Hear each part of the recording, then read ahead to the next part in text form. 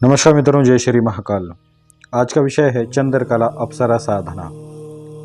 अप्सरा साधनाओं में यूँ तो कई प्रकार की अप्सराएं पाई जाती हैं और उनकी साधना भी है। कई वामार्गी अप्सरा साधना भी होती है और कई सात्विक।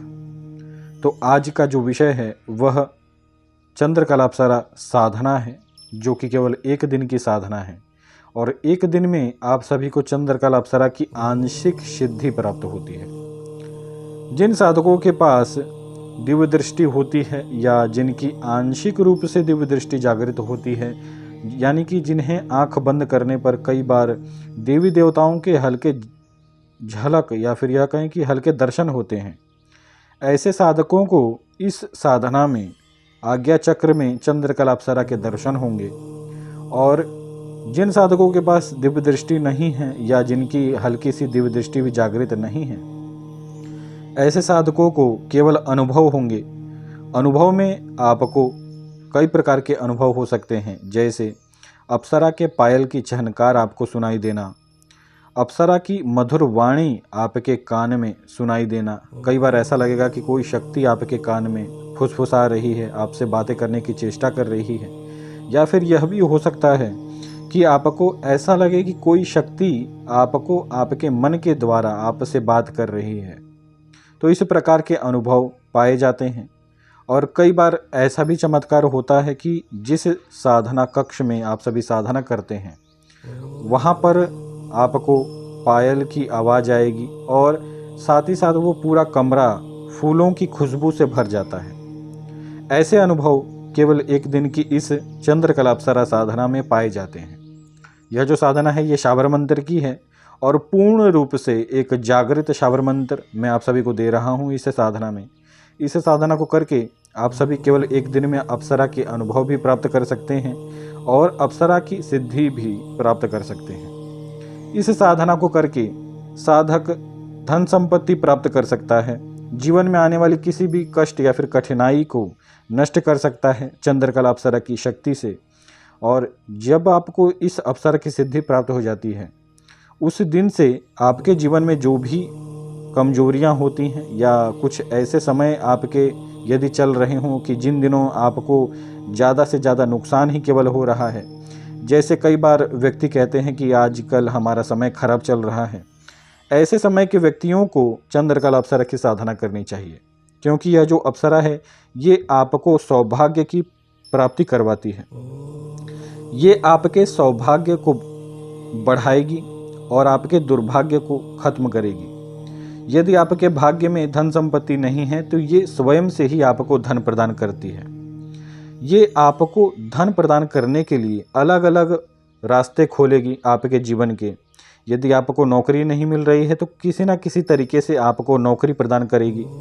या फिर यदि आपका कोई भी व्यापार है तो आपके व्यापार में धीरे धीरे आपको वृद्धि दिखना आरंभ हो जाएगा, यदि आप इसकी साधना कर लेते हैं तो। पूरे वीडियो को ध्यान से सुनिएगा, पूरी विधि मैं आप सभी को बताने जा रहा हूं। आज सावन का पहला सोमवार है और इस दिन यदि आप सभी इस अप्सरा साधना की वीडियो को देखते हैं तो अवश्य ही आपको पूर्ण लाभ प्राप्त होगा। बाबा महाकाल की आप सभी पर कृपा हुई है, इसलिए आपको यह वीडियो प्राप्त हुआ है। मित्रों, यह जो साधना है ये बहुत ही दुर्लभ है और बहुत ही सरल भी है। इस साधना को प्राप्त करने के लिए कई साधक बहुत ही मेहनत करते हैं, फिर भी जो गुरु होते हैं वे नहीं देते। क्यों?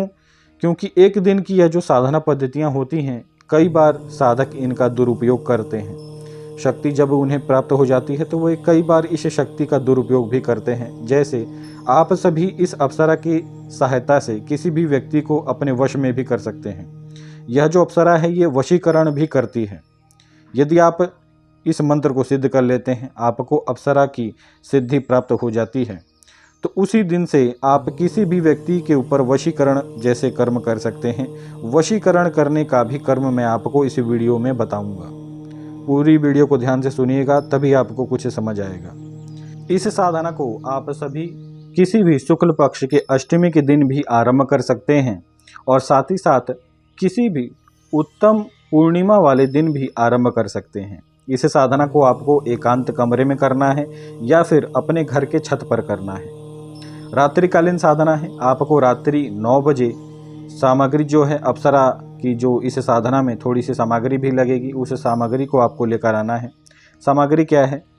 एक सुंदर सा अप्सरा का चित्र, सफ़ेद रंग का आसन, एक नारियल, एक तांबे का लोटा, एक कलावा और थोड़े से चावल।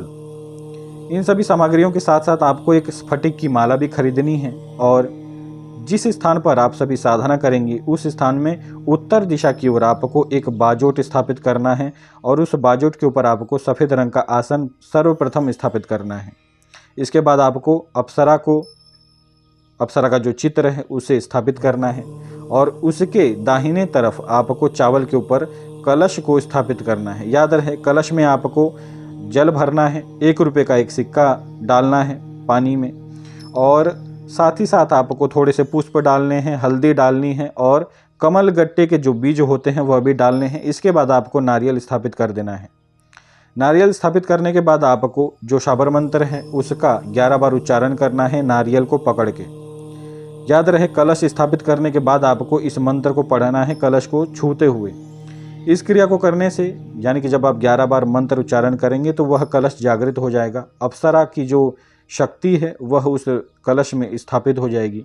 इसके बाद आपको कलश को छूना नहीं है और इस तरीके से जब आप अप्सरा की स्थापना कर लेंगे, इसके बाद आपको पूरे शरीर पर किसी भी प्रकार का सिला हुआ वस्त्र धारण नहीं करना, केवल आपको एक सफ़ेद रंग की धोती धारण करनी है। तो इन सभी सामग्रियों को आप पहले से ही खरीद लें और ख़रीदने के बाद पूर्णिमा वाले दिन या फिर शुक्ल पक्ष के अष्टमी वाले दिन रात्रि 9 बजे आप सभी को इन सभी सामग्रियों को पहले से ही तैयार कर लेना है और इसके बाद आपको अपनी साधना आरंभ करनी है। साधना आपको आरंभ कैसे करनी है? सफ़ेद रंग का आसन बिछाएं और उस आसन पर बैठकर जिस सुंदर से तस्वीर को आपने स्थापित किया है उस तस्वीर में आपको तराटक करना है। तराटक करते हुए जो शाबर मंत्र है उसका आपको 11 बार जप करना है। 11 बार जप करने के बाद आपको अपनी स्फटिक की माला लेनी है और माला लेने के बाद आपको आंख बंद करके अपने आज्ञा चक्र पर ध्यान देते हुए आपको शाबर मंत्र की 11 माला मंत्र जप करनी है। 11 माला मंत्र जप करने के दौरान कई प्रकार के अनुभव होंगे। अप्सरा आपके कान में बात भी कर सकती है, पायल की आवाज़ आएगी। आप जिस स्थान पर साधना कर रहे हैं वहाँ पर फूलों की खुशबू, सुगंधित इत्र आपको सूंघने में महसूस होंगे और पूर्ण रूप से डरावने अनुभव भी हो सकते हैं। हो सकता है आपको ऐसा लगे कि कोई नकारात्मक शक्ति आपके आसपास घूम रही है, लेकिन ये पूर्ण रूप से एक सात्विक साधना है। इसमें किसी भी प्रकार से आपको खतरा नहीं होता। और इस साधना को करने के बाद, यानी कि जब आप 11 माला पूर्ण कर लेंगे तो आपको कुछ अनुभव होंगे। अनुभव कुछ ऐसे होंगे कि आपको ऐसा लगेगा मानो जो चंद्रकला अप्सरा है वह आपके दिल में स्थापित हो गई है, आपके शरीर में वह अप्सरा वास कर रही है। तो ये अप्सरा साधना के सिद्ध होने के लक्षण हैं। इस लक्षण के होने के पश्चात आपको यह समझना चाहिए कि आपको अप्सरा की सिद्धि प्राप्त हो चुकी है। इसके पश्चात आप सभी इस शाबर मंत्र से वशीकरण जैसे कई प्रकार के कर्म भी कर सकते हैं।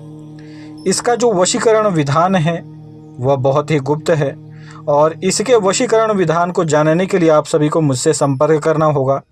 इसका जो वशीकरण मंत्र है वह बहुत ही तीक्ष्ण है और केवल एक ही माला मंत्र जप करने पर इसका वशीकरण मंत्र कार्य करता है।